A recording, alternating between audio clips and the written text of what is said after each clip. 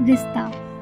रोज की तरह रात में अपना लैपटॉप लिए अमन बिस्तर के एक ओर बैठकर अपने ऑफिस के काम में व्यस्त था।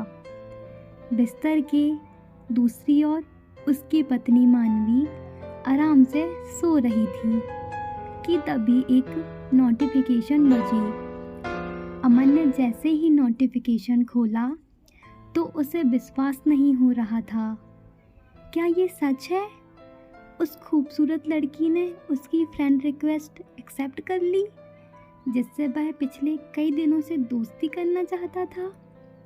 इतनी खूबसूरत कि उसकी पहली बार डीपी देखते ही उस पर उसका दिल आ गया था और मुंह से बस यही निकला था, उफ कितनी खूबसूरत है, काश ये मेरी पत्नी होती तो। साले मेरे दोस्त, मेरे ऑफिस वाले और रिश्तेदार जल भुन जाते, मगर हाय री किस्मत, माँ बाबूजी के कहने से ये सीधी सादी गांव की लड़की मेरे पल्ले बांध दी गई। खैर, पत्नी ना सही, दोस्त ही सही, कम से कम प्रोफाइल देखकर तो लोग कहेंगे वाह कितनी ब्यूटीफुल फ्रेंड्स हैं अमन के। वहीं वह मन ही मन मुस्कुरा रहा था कि अचानक उसे शाम की बात याद आई, जब वह सोफे पर बैठा हुआ था और मानवी सब्जी लेने बाजार गई हुई थी। और जब वह लौटी थी तो उसने बताया कि आज जब वह सब्जी लेकर वापस रिक्शा से घर लौट रही थी तो एक बाइक वाला लड़का उसके पीछे पीछे चल दिया। वो लगातार उसे देखकर छेड़छाड़ करने की हरकत कर रहा था। फिर अमन ने अपना ध्यान टीवी से हटाकर गुस्से से पूछा, फिर क्या?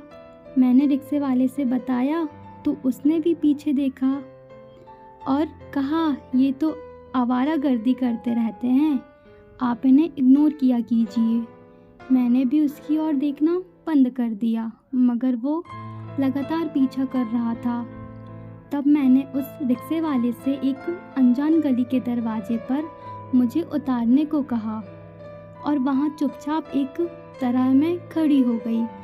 रिक्शा वाला भी समझ गया था और वो मुझे उतारकर वहीं से किराया लेकर चला गया। फिर बस वो लड़का मेरा घर उस गली में है सोचकर वहाँ से भाग गया और मैं कुछ ही देर में वहाँ से दूसरी ओर निकल आई और वहाँ से दूसरा रिक्शा लेकर घर चली आई। मेरे रास्ता बदलने से समस्या तुरंत बड़ी होने से पहले ही सुलझ गई।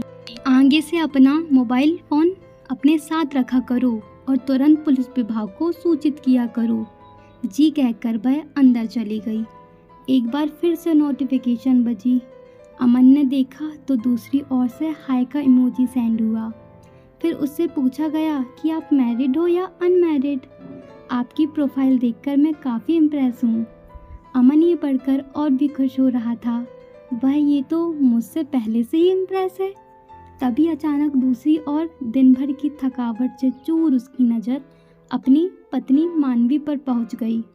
उसे ऐसी निश्चित देखकर वह सोच रहा था कि वह इतनी सुरक्षित कैसे महसूस करती है, कि वह मेरे साथ अपने बरसों बिताए घर को छोड़कर बिल्कुल नए घर में इतनी आराम से सो सकती है। वह अपने माता पिता के घर से बहुत दूर है, जहां उसने 24 घंटे अपने परिवार के घेरे में साथ बिताए हैं। जब वह परेशान या उदास होती थी तो उसकी माँ होती थी ताकि वह उनकी गोद में रो सके। उसकी बहन या भाई चुटकुले सुनाते होंगे और उसे हंसाते होंगे। उसके पिता घर आते होंगे और उसे वह सब कुछ देते थे जो उसे पसंद था। और फिर भी ये सब छोड़कर उसने मुझ पर, अपने पति पर इतना भरोसा किया। ये सारे विचार अमन के मन में आए तो उसने तुरंत लैपटॉप उठाया और दूसरी ओर आ रहे मैसेज और उस नए फ्रेंड को ब्लॉक कर दिया।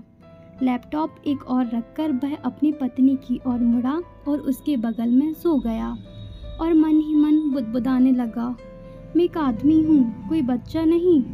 मैंने उसके प्रति वफादार रहने की शपथ ली है और ऐसा ही होगा।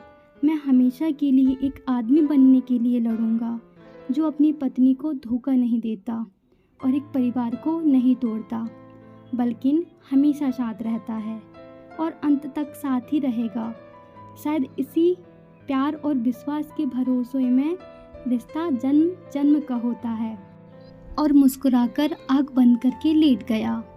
ऐसी दिलचस्प स्टोरी सुनने के लिए मेरे चैनल को सब्सक्राइब ज़रूर करें और लाइक करना ना भूलें। Thank you.